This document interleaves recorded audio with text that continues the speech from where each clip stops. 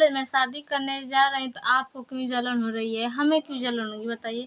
जब मेरा भाई आपको कमा के खिला नहीं सकता है तो आप दूसरी नहीं तीसरी शादी करिए। हम अगर कुछ बोलेंगे तो हमारा दोष है। हम वैसी ननद नहीं हैं जो अपने भौजाई को देखकर जलें। हम किसी को देखकर नहीं जलते हैं। तो हेलो दोस्तों, हमारे यूट्यूब चैनल सभी का स्वागत है। हम स्वागत करते हैं, उम्मीद करते हैं आप लोग स्वस्थ होंगे, मस्त होंगे। तो कल परसों दोस्तों हम अनु भाभी से बात किए थे, क्योंकि जब से हम यूट्यूब लाइन पे आए, जब से हम आए हैं तब से उनसे महीने में एक दो बात हो ही जाती है।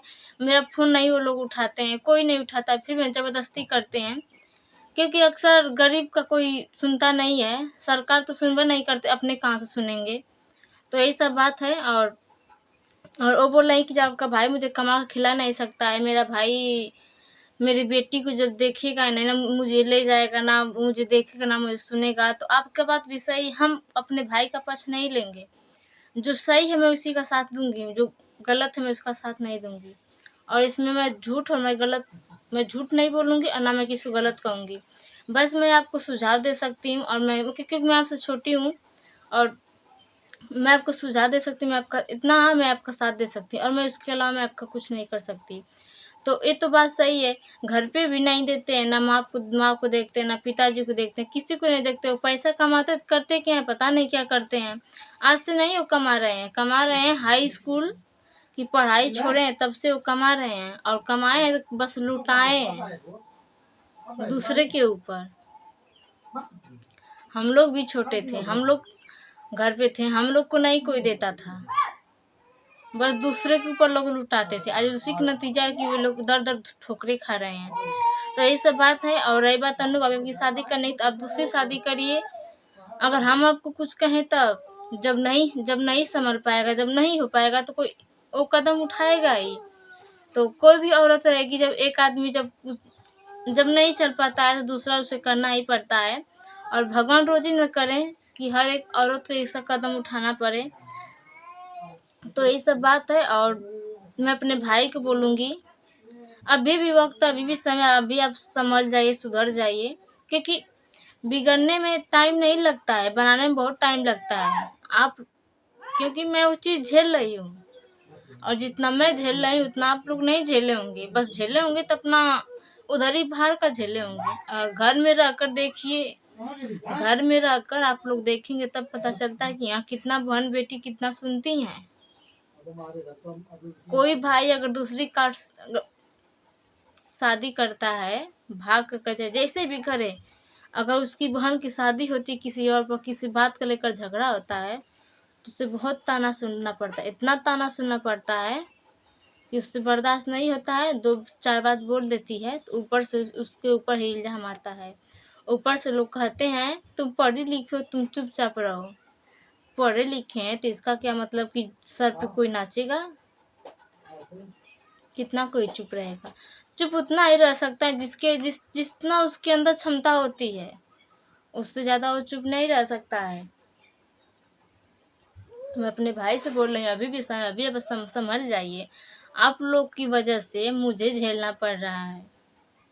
मेरी एक बड़ी वाली दीदी है, उसके साथ कुछ कुछ भी किए, पर जैसा मेरे साथ होता है ना, उससे उसके सास ससुर नहीं किए होंगे।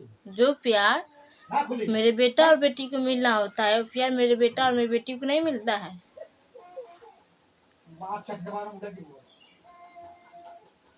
हम भी तरसते हैं अपनी किस्मत पर, अपने कर्म पर, कि हम काश ऐसे कर्म किए हैं कि मुझे ये सब देखना पड़ रहा है। अब इसीलिए हर एक चीज़ से डर लगता है। झूठ बोलने में, किसी से चुगली करना, किसी का बात इधर उधर से करना, मुझे बहुत डर लगता है। पर अब सच बोलने में मुझे डर नहीं लगता है। एक सच छुपाने से मुझे 10 झूठ बोलना पड़ता था पहले, अब नहीं, क्योंकि अब सच और झूठ का मुझे पता चल गया है, क्या गलत है क्या सही है। मुझे पहले नहीं समझ उतना आता था। जितना जो लोग नचाते थे मैं उनकी उंगली पर नाचती रहती थी। जो लोग कहते थे एक काम मत कर, मैं करती थी, नहीं करती थी, दूसरे के इशारे पर नाचती थी। पर अब नहीं नाचेंगे। और एक बात है, जब से मेरे प्रति वीडियो में आए तब से बहुत लोग को जन अभी गए थे कहीं, किसी सपोर्ट के नहीं हो पाया, नहीं जा पाए, तो लोग का गुड़ पकाए हैं कि मतलब अगर इसका पति इसके साथ रहेगा इसका चैनल भागेगा। तो मना कर देते मेरे पति मुझसे नाराज़ हैं। घर में किसके यहाँ झगड़ा लगड़ा नहीं होता है, किसके यहाँ नहीं होता है, किसके घर में नहीं होता है, पर मेरे पति मुझसे मुँह फुला लेते हैं। मुझे कोई कुछ कहता है तो नहीं तकलीफ होती है, अगर मैं एक शब्द बोल देती हूँ तो उसको तकलीफ होता है। हम सोचते हैं कि हम किसी को उल्टा सीधा ना बोलें, पर मजबूर हो जाते हैं तब हम बोल देते हैं। और मजबूर कौन करता है? जुबान जो है वही मजबूर कराती है। हर एक औरत को एक जुबान है जो वही मजबूर कराती है हर एक चीज़ के लिए।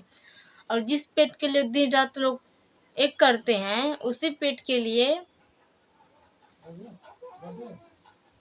कभी कोई इस घर में कभी भूखा सोता होगा तो उसका दिन रात खटना बराबर है। जब कोई उसके घर में कोई भूखा सोता होगा तो चाहे कोई भी हो, मैं सबको बोल रही हूँ, बाकी आप लोग समझदार हैं, समझ गए होंगे।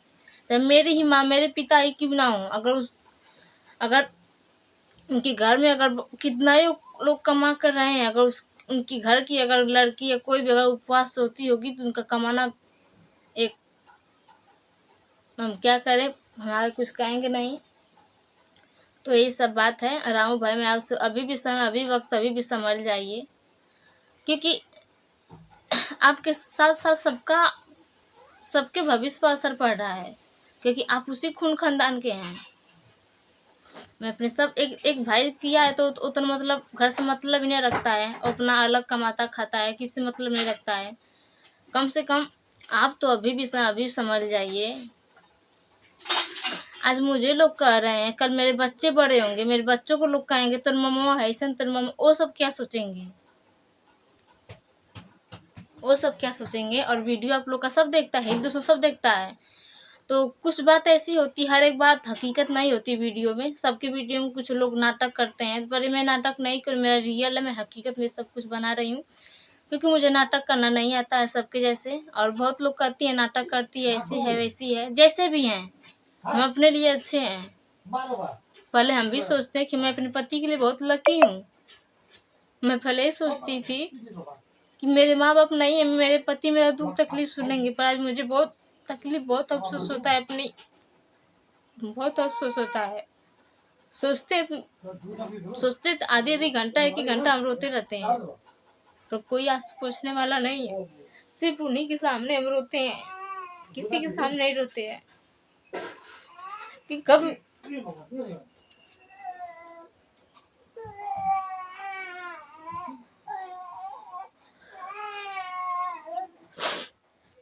मेरा बेटा था, दूसरे का गुस्सा मैं उस पर उतारती थी, इसीलिए उसको मायके भेज दी हूँ।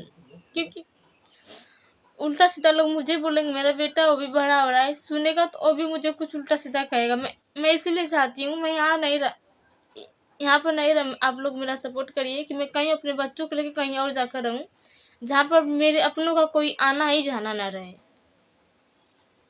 मुझे इतना अब घिन हो गई है, मैं अपनों को अपना मुंह नहीं दिखाना चाहती, पर मैं बहुत मजबूर हूँ कि मुझे मुंह दिखाना पड़ रहा है। बस मैं अपने बच्चों का मुंह देख रही हूँ, मुझे कुछ नहीं दिख रहा है, कुछ नहीं सोचते, बस मेरे बच्चों के बारे में सोचते हैं कि कल अगर मैं कुछ ऊंच नीच कर भी लेती हूँ तो मेरे बच्चे बड़े होंगे तो वो भी लोग मुझे गाली देंगे। तो मैं सोचती हूँ जब तक मैं कुछ अपने बच्चों के लिए कर दूँ। और शरीर का कोई भरोसा नहीं, कब क्या हो जाए, कब क्या हो जाए, कहना मुश्किल है, कलयुग चल रहा है। तो ये सब बातें और जो बहुत सारी बातें मैं अगले ब्लॉग में बताती रहूँगी। मिलते हैं नेक्स्ट वीडियो में, तब तक के लिए हर महादेव। अपना प्यार दुलार मुझे भी दीजिए ताकि मैं भी कुछ कर सकूँ जो लोग। तो बाय बाय, टाटा।